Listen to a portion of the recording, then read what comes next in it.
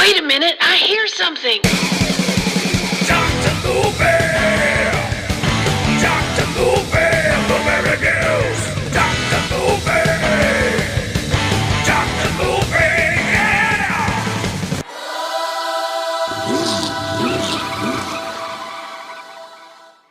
What's going on, everybody? Welcome back. It's another episode of Dr. Movie, and this one, I'm kind of cheating here.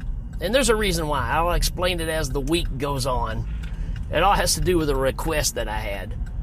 But I've already covered this movie before, back when I first did House of Wax, because if you haven't checked those out, you need to as well. You can find those pretty much everywhere too.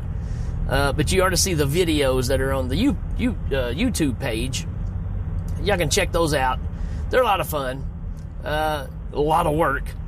But I don't think there's any reason for me to rehash what I've already said. So this is kind of going to be a cheating episode where I'm basically going to play the House of Wax episode for Demons, the original, or Demoni, the Lamberto Bava classic, Dario Argento produced masterpiece. Like I said, probably in my top 10 favorite horror movies of all time.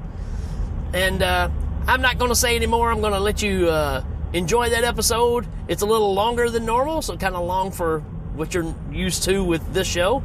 But hope you enjoy. We'll see you on the other side. You better get your tickets and find your seat, because the movie is about to begin. And we're going to check out the Italian tour de force horror movie that sets the standard for all the fast-moving creatures to come down the line. It's a movie like no other, and I'm excited because we're going to talk about the hard-rocking, green-foaming, gross-out Italian flick that is 1985's Demons. Easily in my top 10 horror movies of all time. And it also made me a fan of Italian horror. You know, I had seen other Italian horror flicks, but didn't really know they were Italian. They were just scary movies that were on TV at the time. And I knew that they were different. But this one's got something special to it, man. And it really was the first movie that made me want to dive into more Italian horror flicks. And if you are a fan of Italian horror flicks, then this is like the dream team coming together and making a movie. It's all heavy hitters. It's an all-star effort. Starting off with Dardano Sarcetti writing the script for the thing. And this guy's written more Italian hit movies than Ron Jeremy's had sex partners. Pretty much every big Italian horror flick this guy wrote the script for. And also writing this was Franco Ferrini, the guy that wrote a lot of Argento stuff back in the day. Then you've got music by Claudio Simonetti from the group Goblin, who did the greatest horror scores, I think, of all time. And the movie is produced by the man himself, Dario Argento. I don't really need to say more than that. And it was directed by Lamberto Bava, which is the son of the classic maestro Mario Bava. But Lamberto, at this point, was really starting to crank out some great stuff. So a big breakthrough for him as well. So this is like an Italian horror fan's dream. This dream team coming together. And man, this movie does not disappoint. So we're just going to dive right on into it. The way this movie starts off, we're on a commuter train. And we get some of the finest people of the 80s of all time sitting on this train. We got some Flock of Seagulls rejects over here. Lots of bright colored dyed hair. That's right. All you new people thinking that colored hair is a new thing. Sorry. It was in the 80s. Had it all the time. We got a Brigitte Nielsen look-alike sitting over here, and she's got Voltron hanging from her ear. And then there's these two ladies.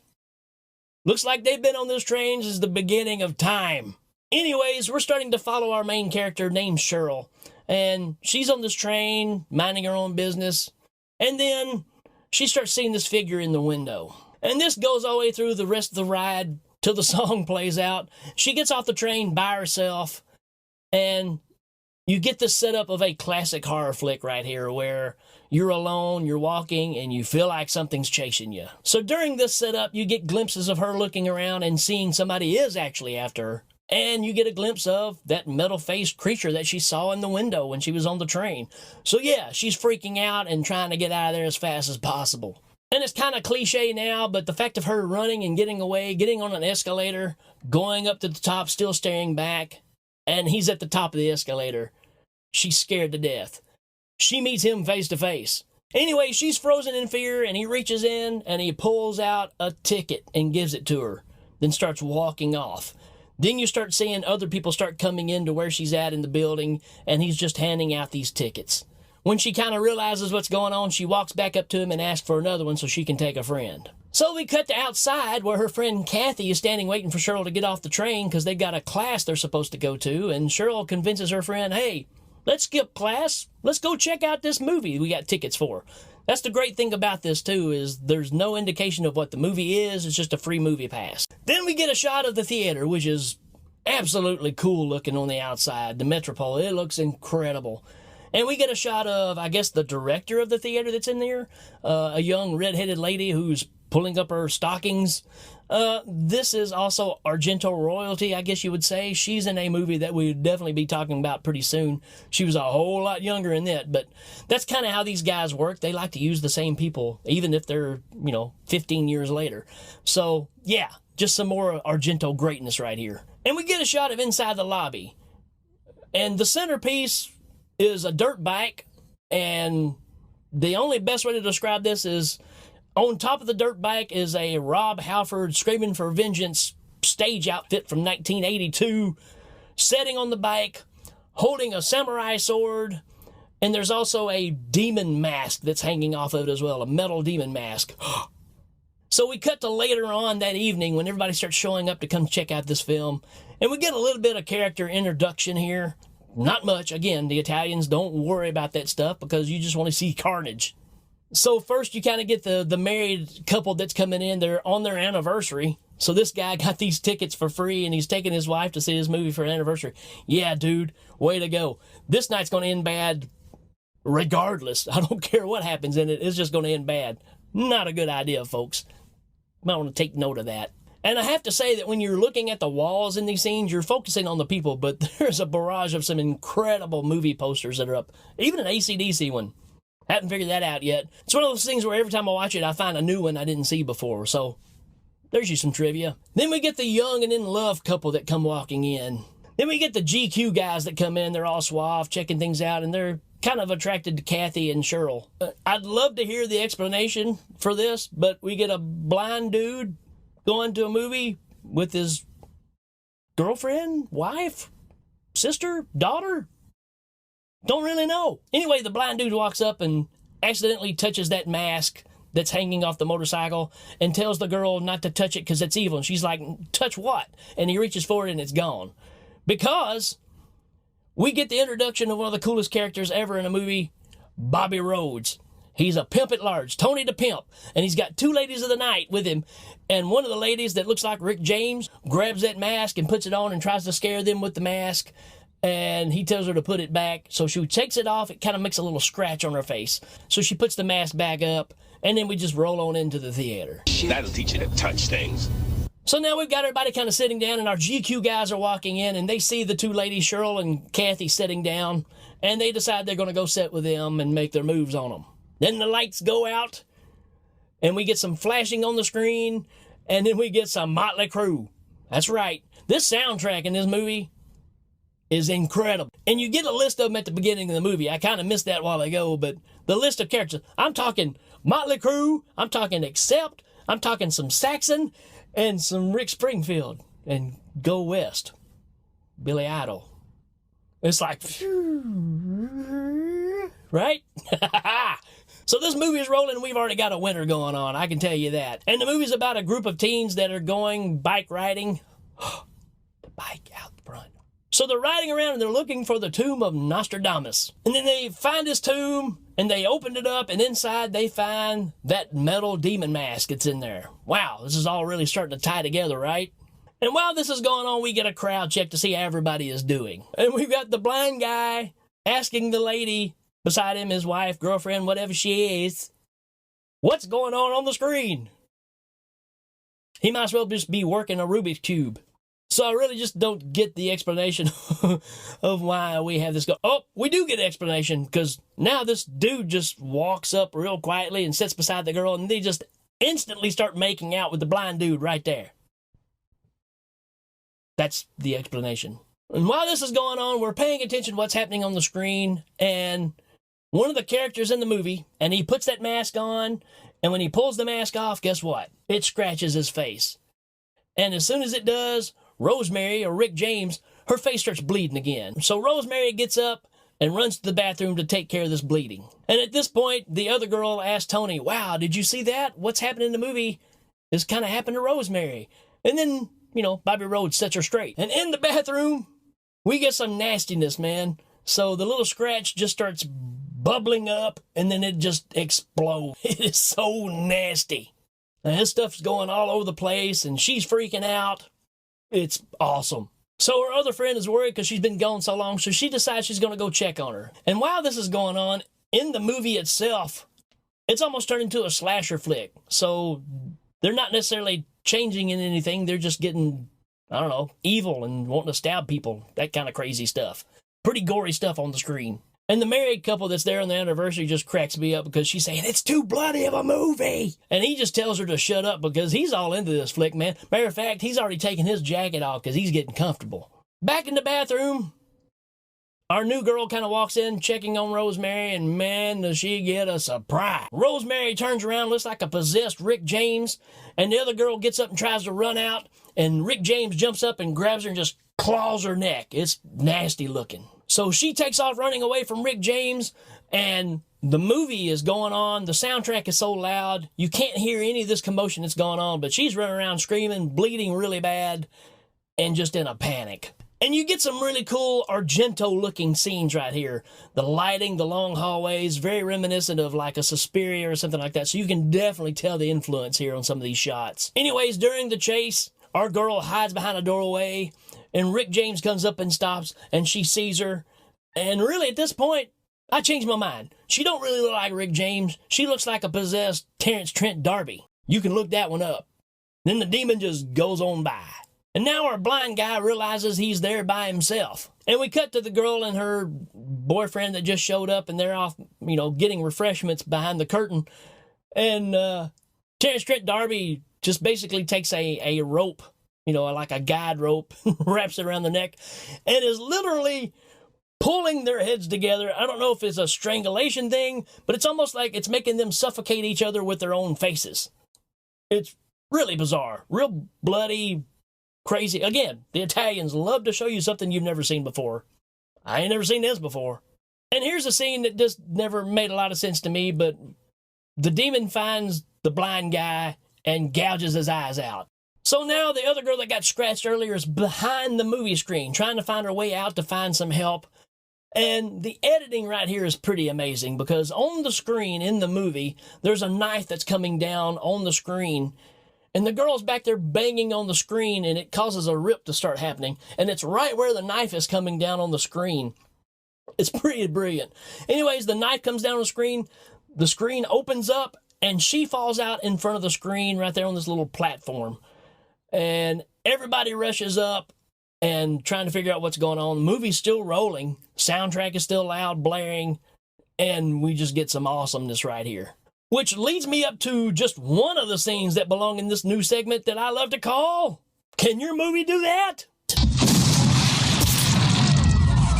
How do they do that anyway? And while all the commotion is going on the screen itself, we're starting to see a transformation on the screen. Somebody in the movie is turning into a demon. Well, guess what? I think we're starting to put the pieces of the puzzle together. Whatever happens on the screen starts happening in the theater. And we get a transformation scene that's just really, really incredible. It's starting off with her fingers just busting open at the ends and the claws coming out of the ends.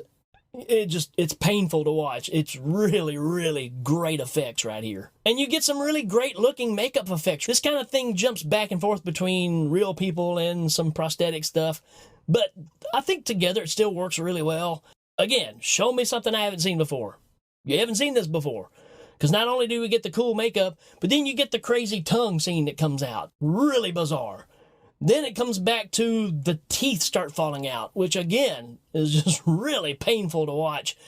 And I don't know what happened, but she ended up having some nasty teeth before they started falling out. And everybody just standing here looking at this when it's going on.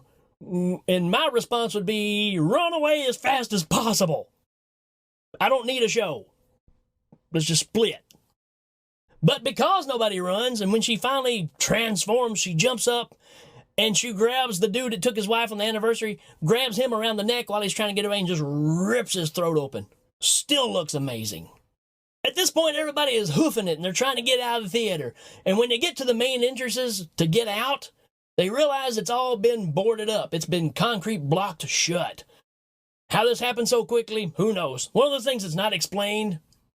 Doesn't really make a lot of sense, but hey, it's all about suspension of belief, right? Anyways, they can't get out. That's the premise. So while everybody's going hysterical, that's when Bobby Rhodes, Tony the Pimp, starts taking command and telling people what to do. And on the way, this lady in a blue dress just happens to look in this room. Don't know why. It's dark in there, but she decides to go into the room. And when she looks back out of the room, she sees a lot of the other people that are in the theater running by screaming. So she goes to look out, and then there's Trent D'Arby chasing behind them. She comes in there and pretty much just scalps this woman. It's pretty impressive work. All this stuff is happening so fast. It's just a barrage of madness going on right here. And that's why this movie, I think, really stands alone as far as the effects and just the way this movie just starts hammering on you. Can your movie do that? You know it can't. Then our two GQ guys happen to see this going on in this room, and they walk over to see what's happening, and then Trent D'Arby jumps at them, and they shut the door on her, and she's halfway hanging out, and they're just kind of holding her in there and trying to get out. It's pretty intense. And then Tony the Pimp and some other guy grabs a Coke machine. They take the Coke machine, they ram it against the door, and it forces Trent D'Arby back in the room. And just like in all the other Italian flicks, they love having fingers sticking through a doorway so you can start mashing them and watching them fall off. So yeah, they take a couple of digits off this demon's hand. And that's the thing about this too. They try to make it relative. Not everybody's had their throat ripped out, but a whole bunch of people have mashed their finger. So you know what that feels like. That's the beauty of these flicks. So now Kathy, the smart one in the whole bunch, starts putting together and giving us the actual fact of what's going on in the movie is happening in the theater. So you kind of have to react to that. And then Bobby Rhodes, Tony the Pimp, gives us a recap of all that. So he rallies the troops and says, we got to go stop that movie. So Bobby breaks down a couple of doors and they go in the projection booth and there's nobody in there. It's all automated. So yeah, they start trying to destroy the projector. So Bobby gives them another great line of dialogue and some pretty impressive instruction, and they stop the film. Now, in a weird twist, we go to the outside world and we meet a bunch of low-life losers that are hanging out. It's really weird how these people really come into play, but hey, that's the way this movie rolls. So it's a group of misfits led by a dude named Ripper. And man, what a group. We got a dude named Hot Dog. We got a dude named Baby Pig. And Nina. Sounds like a rock band. And let's talk about Nina for just a second. I've been trying to figure out who she reminds me of. And it's really like if Billy Idol, Cyndi Lauper, and then Alfred E. Newman got together and had a baby. That's kind of what she looks like. She's a hottie. So after everybody else has busted up the projector, they run up on the balcony and they find old blind dude sitting there. And he tells everybody it's not the movie that's making this happen. It's the actual theater that's making it happen. While there, Bobby sees the body of his companion that's laying there and he decides we need to get rid of this body because who knows, this thing may come back alive. So he's going to throw the body over the edge and they start arguing about the fact of why they should throw it over the edge. And during that time, our anniversary guy that got his throat ripped out jumps up on the balcony ledge and starts attacking. And then Bobby pulls out a switchblade and starts going to town on this demon and knocks him back down on the theater floor where he lands on top of a girl that we followed from earlier, the little love couple we had earlier going on, which happens to be Dario Argento's daughter who pops into movies here and there from time to time. Anyways, he lands on top of her and he just starts spewing this mess all over her.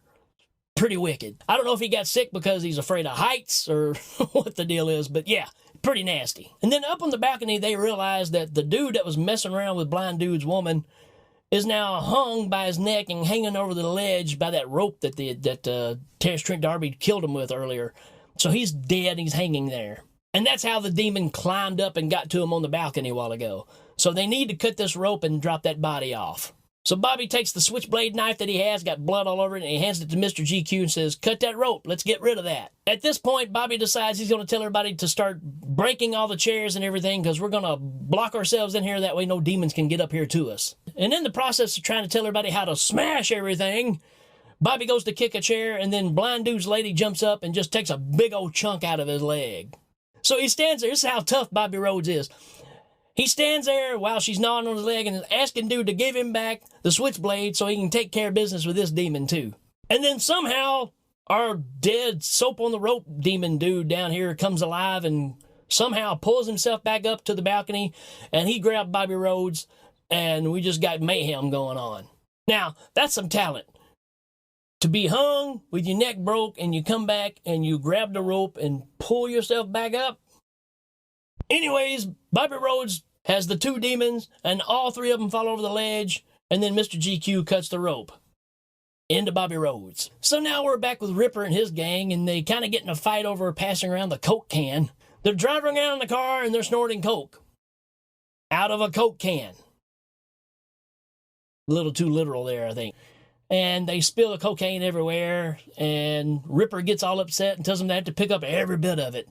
And we just get some bizarre happenings here or two with a razor blade and a lady's breastises. So back inside the theater, we're starting to try to find another escape plan. We have barricaded ourselves in here with all the doorways and stuff. So now we're using a fire extinguisher to try to break through a wall and see if we can get out of this place. And while they're banging on the walls, Ripper and his gang have decided to park their car down the alleyway behind the theater, and they start hearing the banging from inside. And it has to be said, every time we cut back to the gang with Ripper and the bunch, somebody's always got a straw up their nose. The amount of cocaine these guys are doing would put Scarface to shame. They should be legally dead by now. Back inside, they bust through on the walls, and it leads to another room that's in the building. So we thought we were getting out, but actually we're just going into another room. And while this is going on, we got Argento's daughter has met back up with her boyfriend, and they're in the lobby, and they're trying to find their way out of here to get away from all the demons. And they're just running around rapidly. So you're kind of getting these panning back and forth shots of going from one thing to the other, just kind of keep you going. And our other group that breaks into this room is just a bricked up room. There's nothing going on in there, but everybody just starts going psycho in here. I don't know if they're just losing it. They said that they're hearing something. The sound in there is driving them crazy, but it just gets real chaotic right here. So at this point, they just decide I'll go back to the balcony and just chill. Back outside, Ripper and his gang's just hanging out, and the cops spot them. So they get out of the car and take off running, and the cops start chasing them. But they go down the alleyway, and there's no way to get out. There's a door to the theater that's there, and they're trying to open it, and it won't open. And then all of a sudden, the door just opens by itself. Should you go in? Probably not. So they go inside the theater, and the door closes, and then our cops run into the alleyway, and they see a figure over there. So what you kind of see when this door opens is a figure kind of comes running out. Well, they're thinking it's probably one of these people from the gang, so the cops go over there, and guess who it is? It's Blind Dude, but now he's a demon. So Demon Blind Guy smacks one of the cops. You know me, I love the smacking. And then he grabs the barrel of the gun, and the cop shoots through his hand, blowing off some fingers and stuff. It's a pretty awesome effect. Looks pretty awesome. Back inside, we've got our couple that's in the lobby trying to find a way out, and they go into a ventilation system. So they open the grate, and they start crawling through to get away from the demons. And while they're going through here, the boyfriend keeps hearing a noise that's back behind them, thinking that something's following him in the ventilation system. He keeps looking back. They don't see anything. They keep moving forward. They get to a turn in the ventilation system, and he lets the girlfriend go in front of him, and she starts going in front. And then he starts saying, now I hear the noise in front of me. This guy's not very smart. And now that we have Ripper and company inside, they're in the lobby running around trying to figure out what's going on. They don't see anything, but they go down the hallway, and then Billy Idol chick looks into the room that we went into earlier, the abandoned room. She goes inside, looking around, stands in front of a mirror and decides maybe some lipstick will help her appearance. I don't know. Putting lipstick on, you see some goo running down the side of the mirror, and you're thinking, well, maybe something's going to jump through the glass. That'd be kind of cool. But she's standing there, and she drops the lid to her lipstick, and she bends over to pick it up. And when she bends over, right behind her is crazy, scalped woman, demon with the blue dress on. I think it's an old song. Demon with the blue dress, blue dress. Anyways, scalped crazy woman spewing stuff out of her mouth, just wanting to choke somebody. And at this point in the movie, we get some of the iconic standout images that are just... And at this point, we get some really standout footage that everybody kind of thinks of when they think of this movie. It's where all the demons are coming down the hallways. It's really in slow motion. You got backlighting that's up behind them. It's really cool looking. They're really running, but it's in slow motion, so you kind of get the $6 Million Man effect. And who's leading these demons down the hallway? You got it. Bobby Rhodes, Tony the Pimp. And this just looks top notch, man. I mean, it's very, very iconic looking. Them just running towards the camera, and their shadows are on the ceiling coming across. Just looks fantastic. So now all of our group that are upstairs on the balcony hear all the racket going on. They're thinking, hey, somebody's here. They're going to save us. Actually, it's just all the demons coming alive. So they start tearing down all the barricades. Not a smart thing to do. And down in the lower part of the theater when all this is going on, Ripper and his bunch is being attacked left and right by demons that are still down there. And needless to say, now demons are just popping up through the barricades that we've had in front of these doorways. And now it is on. We got one girl that's crawling across the floor trying to sneak out, and a demon grabs her and flips her over and jabs his fingers down her throat, and she bites his fingers off like a bunch of blood-filled Twizzlers. You see Tony the Pimp, you see Rick James, they're just going through just slashing people. And then the GQ boys and Cheryl and Kathy sneak out through the barricade just like the demons came in. They find a place and they kind of crawl their way out to get back out into the rest of the theater. And at this point they're realizing Kathy is not feeling too well. She's a little bit unconscious. They're just having to drag her along as they go. When they get out into the lobby, they see that the air conditioning unit is open. They say, hey, let's get in there. So they decide they're going to put Kathy in first because she's not feeling too good. But when they go to get her, she's laying on the floor and has her back to everybody. Never a good sign. And she turns around and gives them that demon stare. And her would-be boyfriend smacks her with the metal door, and he starts knocking her down. He's whacking her like Suge Knight. But she's not done. And that sets up another moment for us of another, can your movie do that? How did they do that anyway? While she's down on all fours on the floor, her back starts bulging out. And we get some wackiness right here. I mean, come on. Where else have you seen that? I've seen other movies that kind of have this idea in them, but they totally took it from this movie right here. This is insane. And what's so weird, it's hard to determine the size of this thing. Because if it came out of her back, is it little? Is it dwarfy? Is it human size? We don't really know because you see it running. It seems like it's a head level. Sometimes it seems small. Don't really know. But you know what? It really doesn't matter because it just blew the top off of this awesome scale. And now the demon takes off across the room and it scratches the would-be boyfriend, who's the best friend of the guy that kind of looks like American Ninja. And now he's scratched. So he takes off. He runs into the lobby and wants to be left alone. But American Ninja and the girl go in there to talk to him and try to give him a little pep talk. And then he asks American Ninja for a last request. Kill me with this samurai sword. It's a weird request, but hey, you want to be a good friend. And of course he changes and he has to knock him off. And now the fun begins. You got Cheryl running up and down the aisles being chased by demons. You've got Dudikoff riding a motorcycle up and down the aisles, swinging a samurai sword, killing demons while Accept is playing in the background. This is horror movie perfection, folks.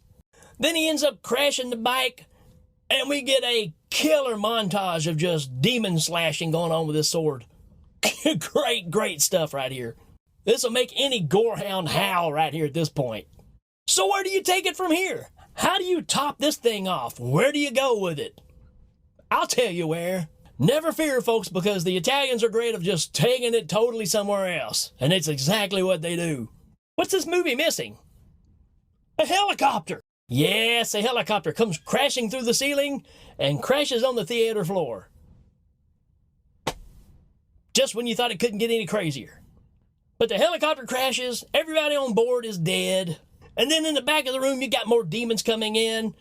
And Dudikoff and Cheryl are trying to get out of there. And they reach inside the helicopter. And like I said, you know where this is going. The demons are coming up closer. So they decide to try to crank the helicopter. And the blades start spinning. And you just slice and dice a bunch of demons right there on the spot. That's the whole point of the helicopter, really. Like I said, the Italians are great at taking ideas from other movies and just taking it another step higher. You took what happened in Dawn of the Dead with the one zombie that gets his head cut off. Hey, let's just kill a whole bunch of them at the same time. Why not? So they noticed that now they have a way out in the roof where the helicopter came through. So luckily, on the helicopter, they find a harpoon gun. and you've got a winch that's attached to the helicopter. So they shoot the harpoon gun to give them a line to where they can just climb out of the building. Just so crazy, it just might work. So they shoot the line, they climb out, and on the top of the building, guess who's there? That's right, old metal-faced demon is up there waiting on them. So he's trying to push George back in the hole, back on the theater floor. Don't know why, just don't try to kill him up there. But anyways, you know, you got the cliffhanger thing. He's hanging on the edge. And then while in the process of doing that, Cheryl stabs old metal face with the harpoon. And with some great teamwork, they push old demon face down on a piece of metal that's sticking up through the concrete, basically shish kebabbing him on that piece of metal. That's teamwork. And now that they're free to get away from demon face, they look across the town, they find their way down the building, and everywhere they go, it's just rampant. You got demons everywhere attacking people, running just through the streets. It's pretty awesome. It's very, very apocalyptic. It's almost giving you a sight that you really always wanted to see in the zombie flicks, but you never really got it. This is pretty effective. And they meet up with a family that's driving through in a Jeep, and they jump in the back of the Jeep with them, and they're taking off. And again, these people that are on this Jeep, they're all people from other Italian flicks too, specifically the little young boy, which he'll be brought up several times. We know him as Bob from some other stuff. But yeah, they're in this Jeep, they're taking off, and you know something is happening right here just because the way that this is supposedly going to be the end of the movie and maybe leading into a part 2 or whatever, which there is a part 2, but it kind of has a different twist to it. But they're riding off, and even the credits are starting to roll. And the camera is staying on George and Cheryl way too long. And when they're riding, they keep panning back and forth, showing the front of them, looking off in the distance, and then some shots from behind. And then all of a sudden, Cheryl turns into a demon, and the little boy turns around with the shotgun and blasts her, and she flies out of the back of the Jeep, and the Jeep just keeps on rolling. The end. That's a great way to end the movie because it just kind of leaves it open to keep continuing going. I'm really surprised they didn't carry it further than this as far as a sequel. But hey, what do I know? This is one of those movies that the first time you see it, you have to tell people about it. You have to show it to other people because it's got so much stuff in it and it moves so fast. Just over-the-top effects. Doesn't get boring. It's just a well-made, fun film. It's a zombie film cranked to 11. And I think if you've been following me through all these episodes so far, I think you see a common thread of all these movies I've talked about so far. It's not really based on the acting or over-the-top budget nonsense. All of these movies, even if just for a moment, show you something you haven't seen before. And I absolutely love that. That's the thrill of these movies. That's how they stay memorable. They show you something you've never seen before. That was my thrill as a young person when I checked these movies out. I'd go rent a stack of as many as possible and set them up there and throw them in one by one and say, okay, show me what you got. Show me something different. And these movies aren't perfect, but what the things that they do lack in, they make up for in originality. And that's really what's important to me. How many movies have been made about a deranged lunatic chasing some kids with a weapon? Hundreds come to mind, right? How many movies can you think of where demons are attacking people in a movie theater? I can only think of one. And that's called originality, which is really odd because for the Italians, most of their films are kind of ripping off other ideas and trying to make them original. So it's a bizarre twist of taking that idea and, like I said, just cranking it up. And I'm sorry, I have to say right here, I can't see a fast-moving zombie movie and not think of Demons. This is the template for all of those movies that we've had ever since. The fast-moving zombie craze, it all started right here. These were the first things that were rabid and just attacking people like a pack of dogs. Does that sound familiar? Rant time? Rant time!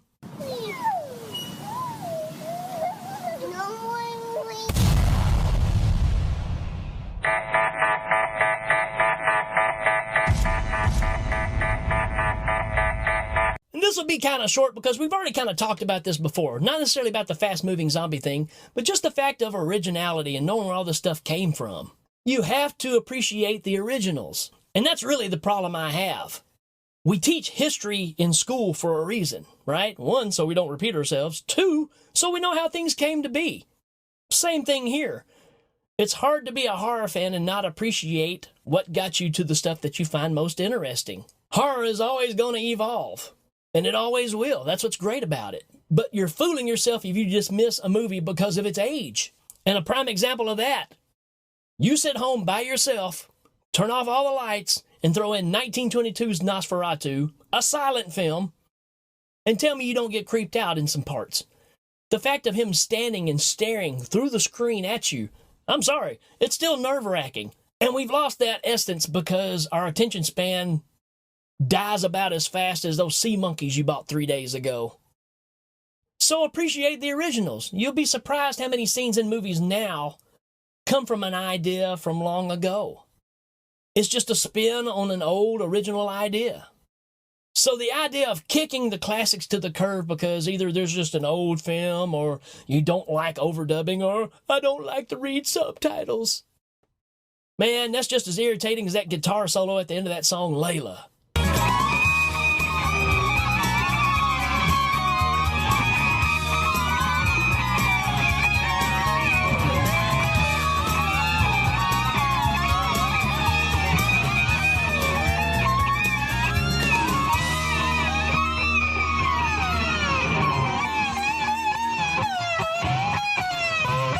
So remember, the movies that you're enjoying now that are current films, in 10, 15 years are going to be old movies.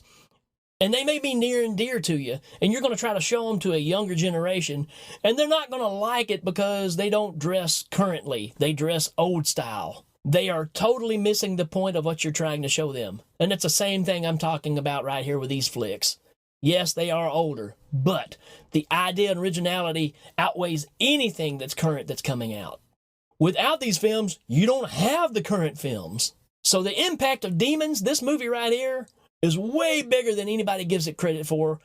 You should have this in your collection. If you don't have this in your collection, you might as well just hang it up because this is a top-tier horror movie. I don't care who you are. This has been a whole lot of fun. Go buy Demons right now, or if you already have it, go check it out again. It never gets old. Till next time, we will check you later. Dr. Goop!